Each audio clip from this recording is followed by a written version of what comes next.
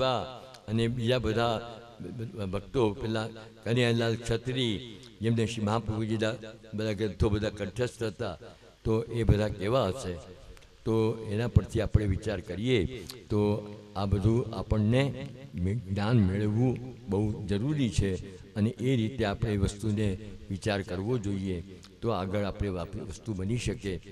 એટલે મહાપ્રભુજીના માર્ગને આપણે એ દૃષ્ટિથી જોવો જોઈએ. જુઓ, શ્રીમદ ભાગવતની અંદર કીધું છે કે શ્રોતવ્યાદિની રાજેન્દ્ર, હે રાજેન્દ્ર, સાંભળવા જેવું તો ઘણું છે, પણ તારું 7 દિવસનું આયુષ્ય છે, એમાં તારે બધું સાંભળવાનું છે. તો 7 દિવસના આયુષ્યમાં એને બધી વસ્તુ કહેવાની શ્રીમદ ભાગવતની અંદર તે પોતે કીધી. તો આજે સાંભળવાનું તો ઘણું છે, બધે જો આપણે સાંભળતા ફરીશું તો આપણું મનમાં બધો ખીચડો થઈ જશે.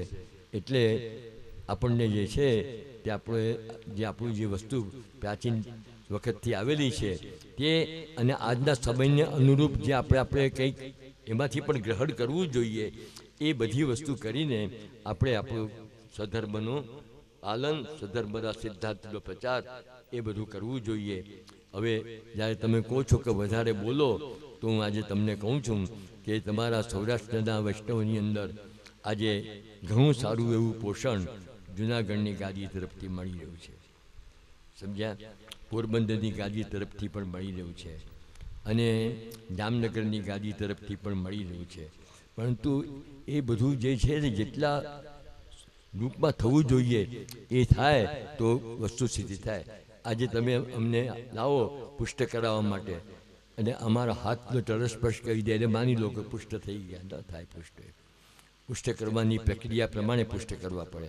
આ તો એવું થયું કે પાંગડે પગ અને બ્રહ્મનો ઉપદેશ. સમજ્યા ને? તો પાંગડે પગ હોય ને બ્રહ્મનો ઉપદેશ અપાય, કંઈક સ્થિરતા તો જોઈએ ને. તો એને માટે શ્રી ગુસાઈજીએ પુરુષોત્તમ પ્રતિષ્ઠા પ્રકાર અને શ્રી હરિરાયજીએ સમાર્ગીય સ્વરૂપ સ્થાપન પ્રકાર, એના આધારે અમારે પુષ્ટ કરીને આપીએ ત્યારે પુષ્ટ થાય. પરંતુ પુષ્ટ કરીને પણ ઠાકોરજીનું કંઈ પણ મહાત્મ્ય જ્ઞાન ન જાળવે, એમને વસ્ત્રમાં લપેટીને લઈ આવે ઠાકોરજીને ને કે પુષ્ટ કરી આપો. કેવી રીતે કરીએ પુષ્ટ? તમારે છે તે પુષ્ટ કરવા છે તો મજેજી ઝાપીજી લો, ઝાપીજીની અંદર ઠાકોરજીને સુહાય એવી ગાદી લો. ગાદીના ઉપર ઋતુ અનુસાર શીતકાળ હોય તો 1 ચાદર, ઉષ્ણકાલ હોય તો 2 ચાદર, અથવા તો એનાથી પણ વધારે ઉષ્ણકાલ હોય તો અંદર સુજની અને બેવર, કારણ કે રૂની ગરમી ઠાકોરજીને લાગે નહીં. શીતકાળમાં 1 ચાદર હોય તો રૂની ગરમી સુખદ લાગે. તો એ બધી વસ્તુનો વિચાર કરીને બાલસ, તકિયા વગેરે ઠાકોરજી વેણું વગર એક ક્ષણ પણ ન રહી શકે. અને સ્વલ્પ આભરણ, કંઠાભરણ છે, શિયસ્ત્રના આભરણ છે, ચરણારવિંદનું છે, એકાદ કંઠસરી છે, એકાદ માળા અને ગુંજા માળા, એટલું લાવો. ટોપી, પાગ વગેરે કુલે, વસ્ત્ર કેસરી, જે ઋતુની અંદર ઠાકોરજી પુષ્ટ કરવાના હોય તે ઋતુ અનુસાર વસ્ત્ર લાવો. અને પછીથી તમને અમે જે પ્રશ્ન પૂછીએ, પછી પ્રભુ જો સ્વરૂપ વ્યાસતું હોય તો રોજ જે સ્નાન કરાવવા પડે એ આકું લાગતું હોય તો પછી કેમ પુષ્ટાવાય? અને જો તમે ઠાકોરજીનું સ્વતંત્ર તમારો ચોખ્ખો નહીં કરો, ભલે તમને અમે દૂધઘરની આજ્ઞા આપીએ, મિષ્ટી ભોગની આજ્ઞા આપીએ, કંઈ વાંધો નથી, પણ તમારા લૌકિકનું અંદર ભેળસેળ કરી નાખો તો કેમ અમે તમને પુષ્ટ કરી આપીએ? વિચાર કરો. તો તમે માર્ગની પરિપાટી પ્રમાણે આવો, અને પછી અમે પણ માર્ગની પરિપાટી પ્રમાણે અમારા મોટા હોય, એટલે કે વડવા હોય, અને આ તો છે તે મહાનુભાવ શ્રી હરિરાયજી અને શ્રી ગુસાઈજી પ્રભુચરણને માટે તો કંઈ કહેવા પણ જ ન હોય. સમજાને? એ તો બહોરી કૃષ્ણ શ્રી ગોકુલ પ્રગટે વિઠ્ઠલનાથ અમારે, એટલે એમાં કંઈ પ્રશ્ન જ નથી. તો એમનું અનુસંધાન કરીને આપણે જે એ વસ્તુને પ્રભુનો ભાવાત્મક સ્વરૂપનું સ્થાપન કરીએ ત્યારે એ ભાવાત્મક સ્વરૂપ બને. પછી એ સ્વરૂપ કરી જતા નથી હો. મર્યાદા માર્ગમાં તો આપણું કામ થઈ જાય ને, સ્વાર્થ સદાઈ જાય. એટલે ગચ્છ ગચ્છ સુરશ્રેષ્ઠ પૂજામાં આદાય મામિકામ અને પુનરાગમનાય ચ, જ્યારે પાછી જરૂર પડે ત્યારે પાછા આવજો.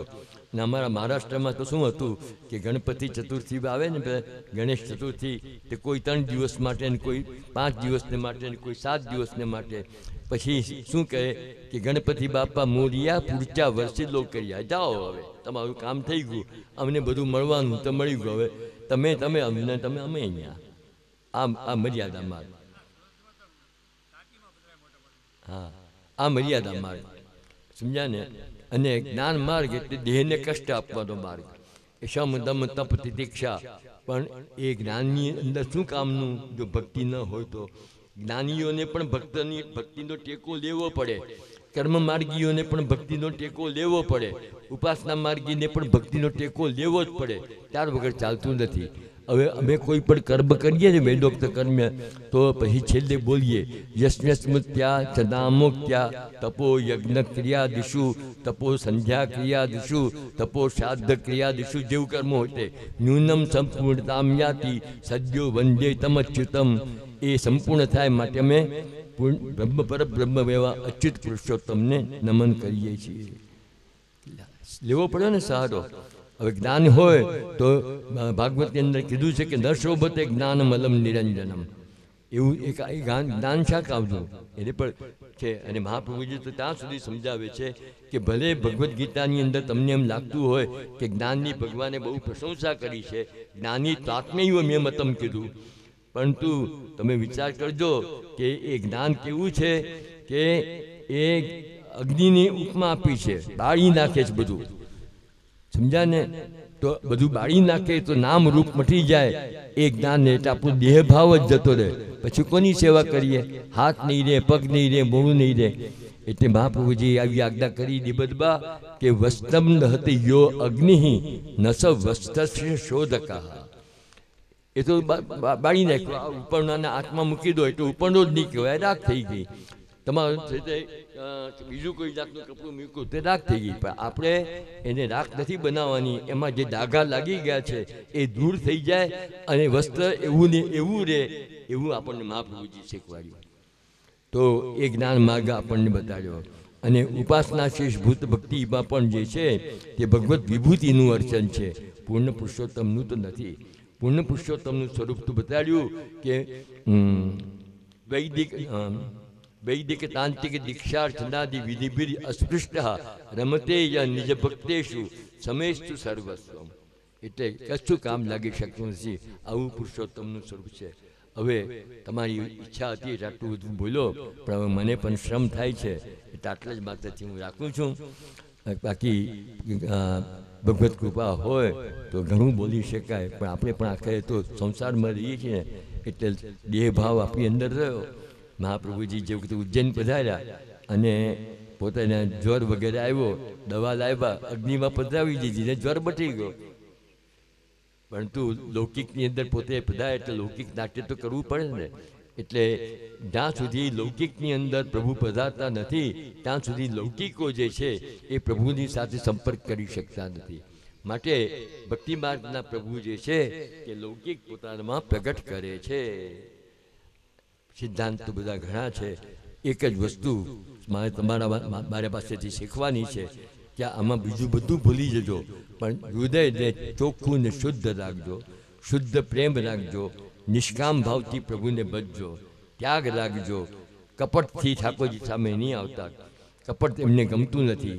તમારાથી સેવા નહીં બને તો કંઈ નહીં. રાયજીતની સેવાને પ્રભુ મેળું માનીએ છીએ, પણ જેવા છો તેવા રહેજો, દંભ કરતા નહીં. બસ આટલું તમે જો આમાંથી શીખો તોય તમે ઘણું છે. બસ આટલું કહીને મારું પ્રવચન વક્તવ્ય પૂર્ણ કરું છું.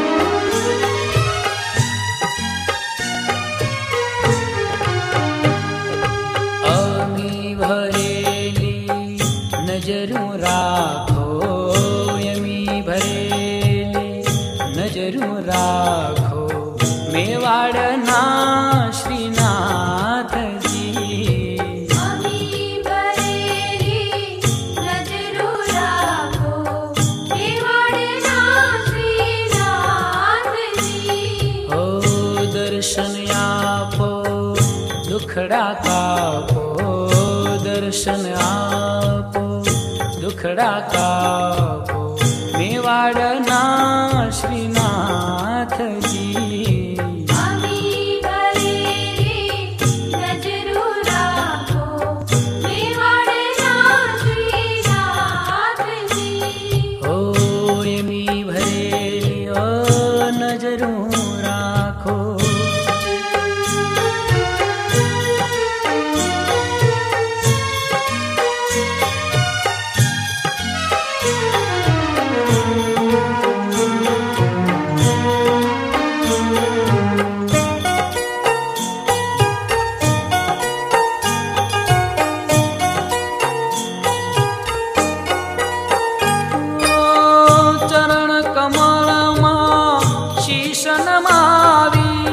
वंदन करूं श्रीनाथ जी, चरण कमल मां शीश नमावी, वंदन करूं श्रीनाथ जी। दया करीने भक्ति देजो, दया करीने भक्ति देजो मेवाड़ना श्रीनाथ जी।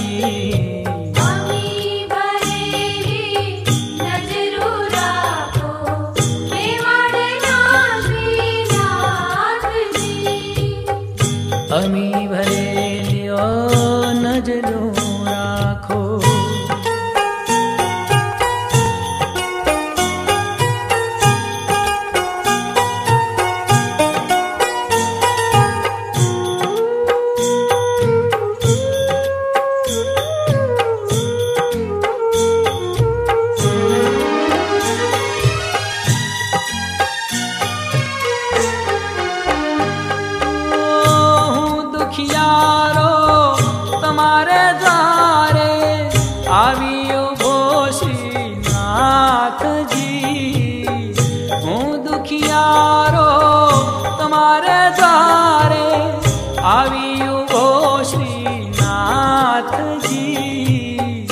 आशीष देजो उर्मा लेजो, आशीष देजो उर्मा लेजो मेवाड़ना श्रीनाथ जी।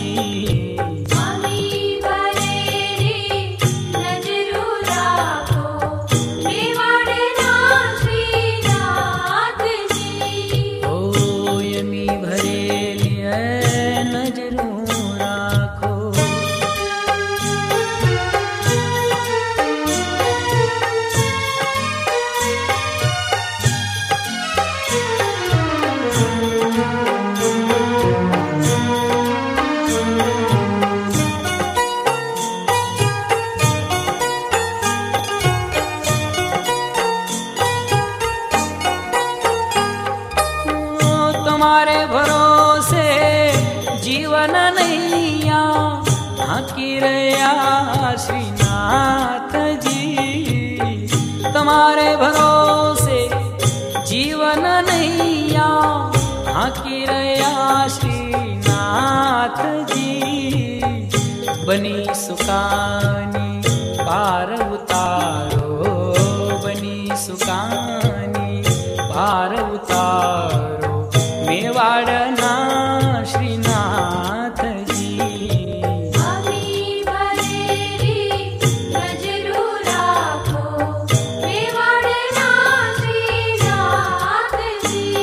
ओ यमी भरेली नजरो राखो,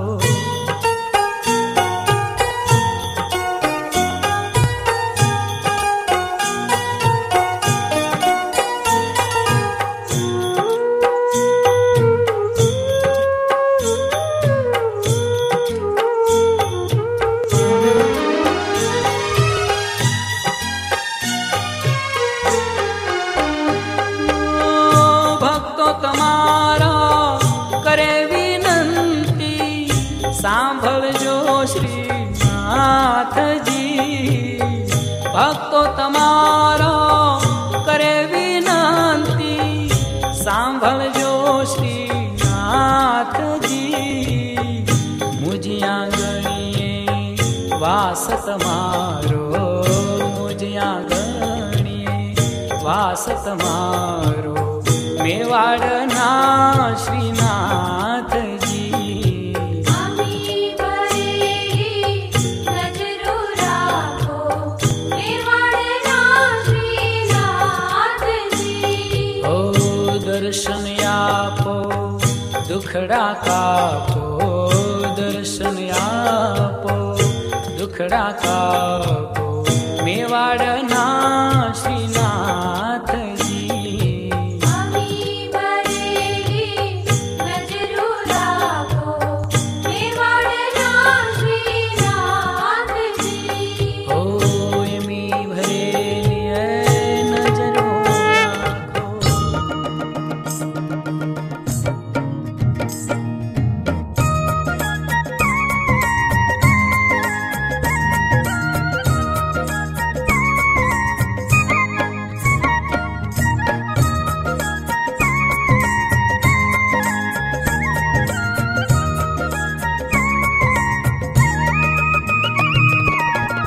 आंगन उत्सव बनी आओ श्रीनाथजी આંગણ ઉત્સવ બની આવો શ્રીનાથજી आंगन उत्सव बनी आओ श्रीनाथजी આંગણ ઉત્સવ બની આવો શ્રીનાથજી संगे शोभे रूड़ा श्री यमुना मात जी આંગણ ઉત્સવ બની આવો શ્રીનાથજી આંગણ ઉત્સવ બની આવો શ્રીનાથજી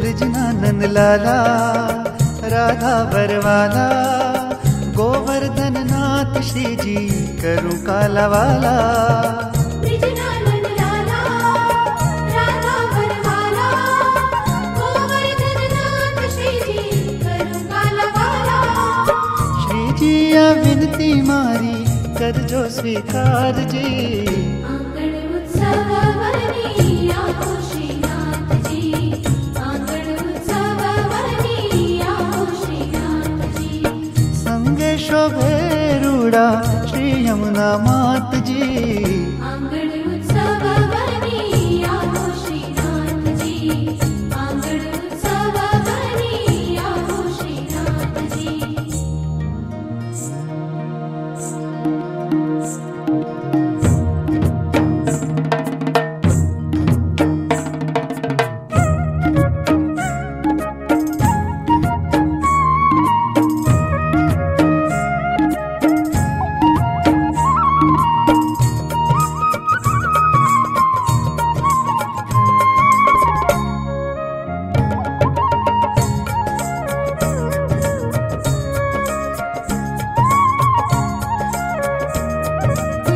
नैनों ना द्वारे तोरण बंधाऊं कीकियों क्यारिए तुलसी रोपाऊं नैनो लगारे तोरण बंधावो कीकियों क्यारे तुलसी रोपावो झांकी करता नैनों ना सुखनो नहीं पार जी आंगण उत्सव बनी आओ श्रीनाथजी आंगण उत्सव बनी आओ श्रीनाथजी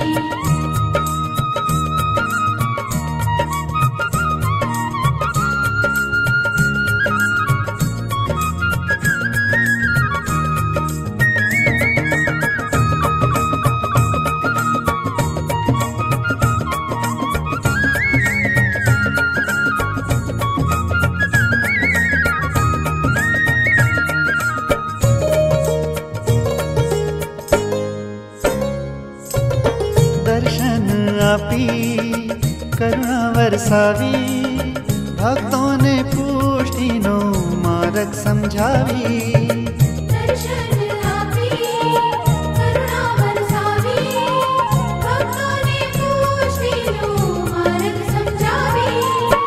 हाथ झाली करावो भवसागर पार जी।